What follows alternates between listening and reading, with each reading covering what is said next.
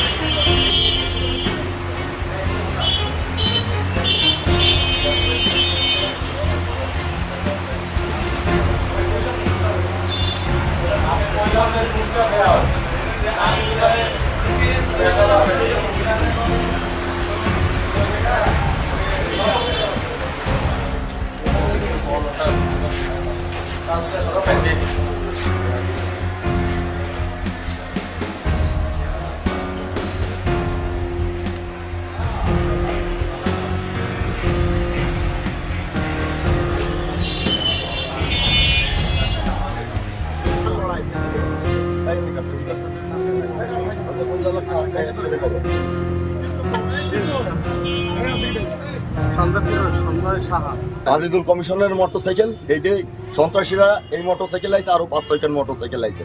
আসার পরে কুবাইছে, এর ভিতর আর্মিরা যাচ্ছিল, আর্মিরা ওই দুইজনকে ধরে উঠোয় নিয়ে গেছে। নিয়ে যাওয়ার পরে আরো 4-5 জন মোটরসাইকেল নিয়ে আসে। আমি এই জায়গায় আসছি, আমার ছেলে আসছে, এই আমাদের অতর্কিতভাবে মানে কুবাইছে, বাড়ি মারছে, দিয়ে হাতুর দিয়ে বাড়ি হয়েছে।